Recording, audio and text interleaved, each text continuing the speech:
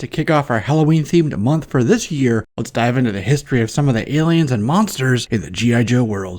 Today is all about the bounty hunters from the Lunartix Empire. First, thanks for watching JLS Comics. Hit that subscribe button so you can keep up with all of our weekly content. But with that out of the way, let's jump into our story. The Lunartix Empire debuted in 1994 as part of the Star Brigade line.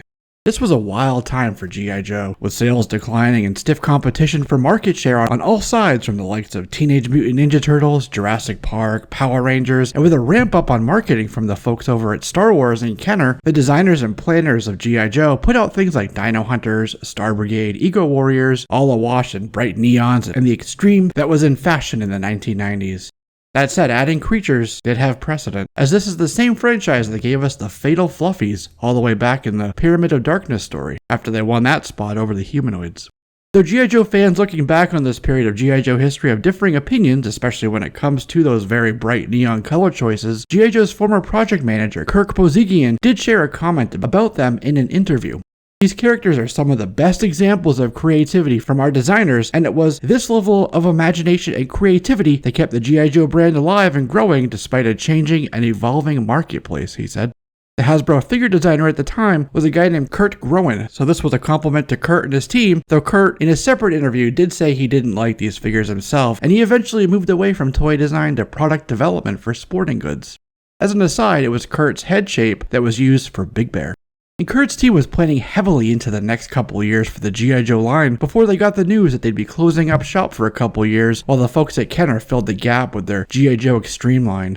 The Hasbro team had big expansion plans for the Battle Corps line, expanding the Joe's mission profile out into space with Star Brigade and against a growing roster of terrifying alien species.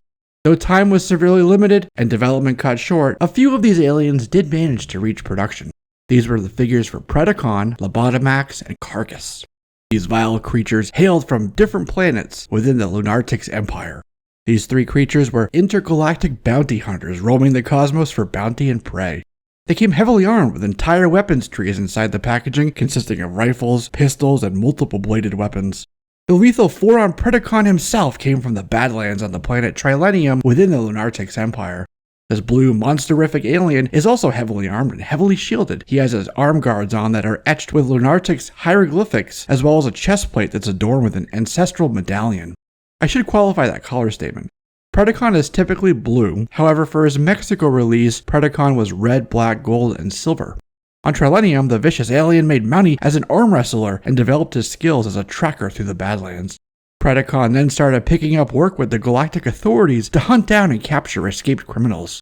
If the Galactic authorities turned away Predacon's captures, then Predacon would take his prisoners and put them in his own personal alien zoo for perpetual captivity. Though he's part of this line of figures, Predacon, as Box's file card says, is only loyal to his tribal clan back on Trilenium. Another from this sub-team, so to speak, was the long-necked Lobotomax. Lobotomax was also heavily armed, coming with his own weapons tree of yellow armaments. Lobotomax came from a different planet in the galactic Lunartix Empire. He's from Morris Sector 5 and the planet Zog, which is located within that sector. Lobotomax is known as a fearsome bounty hunter and an annihilator of his foes. Lobotomax, with his three-clawed phalanges, insectoid head, and powerful terror tail, is a friend to no one. In fact, Lobotomax hates humanoids and other species within the Lunartix Empire, and he's proud that this is the reputation that precedes him throughout the cosmos. Lobotomax is as unforgiving and unmerciful as they come.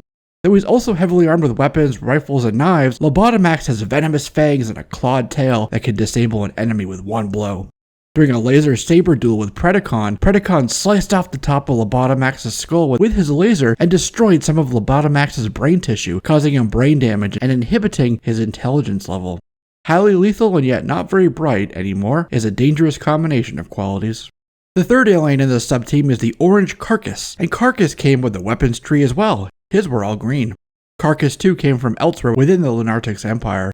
Carcass is from Quadrant 4, and the planet named Martonia in that quadrant. Carcass is a destroyer known for stomping through and destroying entire towns and villages across multiple planets, leaving nothing but destruction and broken bones in his wake.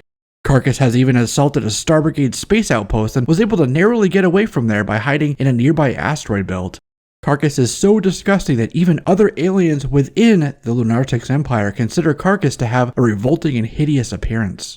Similar to Lobotomax, Carcass was a different color for his release in Mexico. In Mexico, Carcass was black instead of orange. As I mentioned, this line didn't last long as it was in the waning days of the G.I. Joe line. The TV series from both Sumbo and Deke were off the air, the comic book ended in '94 with issue 155, and so the figure designers and producers were having fun with wacky concepts around this time. So though it ended, there were other figures in earlier stages of development should the line continue into additional years, such as this unproduced Lunartix alien, another four-armed creature that was purple, gold, and black. Though unnamed, it said that this figure may have been planned to be the supreme ruler of the Lunartix Empire. In other words, the guy who commissions and dispatches Predacon and the team on their bounty hunts. Then there was this four-armed Lunartix alien whose name is Thrasher, no relation to Thrasher of the Dreadnoks. Slated for release in 1995, Thrasher was intended to be carded in a 2-pack with Shockwave of Star Brigade.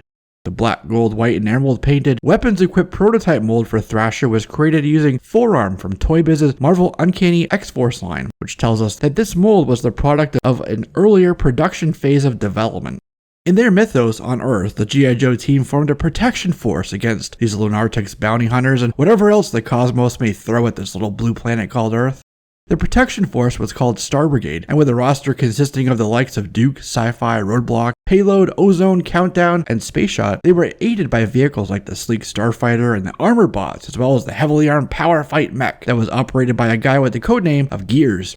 But the story doesn't stop there. In comic book form, we jump back a couple years to the late 80s and a comic book that was put out in 3D that came with glasses by a company called Blackthorn Publishing, which is the same company that made the comic book that you see in the iconic 80s The Lost Boys vampire movie. So anyway, eons ago, in the Transformers G.I. Joe universe, the 4 Destructons battled with the Logicons. The Logicons were an ancient race of aliens known as Seekers of Knowledge who hailed from a planet called Metascan. They had vast compendiums of knowledge housed in a pyramidal structure on Metascan, and it was this very place of knowledge that drew Lord Imperius Delirious to the planet Metascan. He wanted that immense library of knowledge for himself, for, as we know, knowledge is power, and knowing is half the battle. So anyway, the Destructons lost the battle, and so the Logicons put the Destructons in a prison on a barren wasteland of a world trapped behind a dimensional barrier. And there they sat imprisoned for centuries. In the 3rd issue of Blackthorn Publishing's Transformers in 3D, a pair of Andegean scientists were on a distant planet in the far reaches of the galaxy. There they discovered twin spires that were identical in every dimension. These were the spires that kept the dimensional barrier in place and the Destructons in captivity. They, through treachery and deceit, were able to convince Doza and Shark Duluth, the 2 Andegean scientists, to let them out. They had to destroy one of the spires with explosives, and when the tower blew, the barrier fell, and the Destructons were free once more. Fierce organic metal beasts who prey on the weak and exist only to destroy, and now they were free to terrorize the galaxy once more. The Logicons sent out a distress signal and information on the Destructons which reached Cybertron. Optimus Prime tasked Ultra Magnus with leading a search party for the Logicons, while Hot Rod and Blaster went out on their own mission, and Rewind, the Autobot historian, worked on locking down the coordinates in that star sector. They needed to stop these dangerous Destructons and get the Energon stores that the Logicons promised they had vast supplies of on their planet Metascan. This was happening even as Galvatron and Lord Zarek, the headmaster of Scorponok, plotted to recover this Energon for themselves. In the Autobot search and just above Metascan, they were attacked by Cyclonus and the Terracons. And then they battled with the Destructons and where they first met Lord Imperius Delirious. We also meet Bruton, and Bruton was the Destructons' tank, a powerhouse of an alien that was created by the Lunartix Empire to be sort of a workhorse. Lord Imperius Delirious also recruited the snake-like Medusa to the team, having been created initially by the Intruder Empire, and the other Destructon was Psycho Khan, a psycho-spear-wielding centaur-like alien from elsewhere in the cosmos. And so our connection to this story is via Bruton, who, as I said, was created by the Lunartix Empire. The Autobots had to save the Decepticons from the Destructons so that they could make it out of there alive and prevent the destruction of the entire universe. In 2007, G.I. Joe vs. Transformer Block Horizon story is the next time we see our Lunartix squad. Predacon, Lobotomax, and Carcass were in a spaceship just outside the edge of the solar system. They found Earth and decided it was their next conquest. Predacon even said, "It might be worth putting up with you 2 scumbags for a few days to do some serious plundering." But then Carcass picked up something on radar coming in fast and hot. It was a planet-sized destroyer, a Chaos Bringer named Unicron, and Unicron swallowed the spaceship and all 3 of the Lunartaxian bounty hunters with it. Unicron was headed to Earth after the Cobra-la signal went out that Earth was ready for him. Lord Imperius Delirious and his Destructons, including the Lunartix Empire made Bruton, wouldn't be seen again until 2014 and 2015. This story came in issue 56 of the bi-monthly Transformers Fan Club magazine by Hasbro, which was published by Fun Publications and part of the Beast Wars Uprising continuity. Transmutate was escorting a prisoner named Rampage on a space vessel, but it was shot down and they were suddenly stranded on a small, desolate planet. Not long afterwards, they ran into the Destructons. Transmutate and Rampage were brought before the up-armored Lord Imperius Delirious by Bruton and Medusa. Lord Imperius Delirious had Psycho Khan get some Energon to help heal their guests. It turns out it was Lord Imperius himself who shot down Transmutate's prison ship, wanting to liberate Rampage and all the prisoners on board. Lord Imperius Delirious wanted to recruit them both to his ranks. Transmutate wanted to go home, but Rampage was enticed by the idea of joining the Destructons. Lord Imperius became enraged and lashed out with his terrifying delirious fire while Rampage battled and Transmutate fought back with her powers. The Destructons at the end left Transmutate and Rampage on that planet to be rescued by someone else as the Destructons took off in their spaceship for parts unknown. Meanwhile, the Lunartix Empire was not worried about missing troops and wayward aliens, as they had a growing legion of other animalistic fighters and foot soldiers to send out for conquest. So stay tuned in the coming weeks as we dive into the Manimals and Replicators and other esoteric alien stories in the G.I. Joe universe. Until then, that's a wrap on this, my friends. Thanks for watching. Don't forget to subscribe, and you'll be one of the first to know when I upload videos just like this every week. I'm Jesse, this is JLS Comics, and I'll see you soon.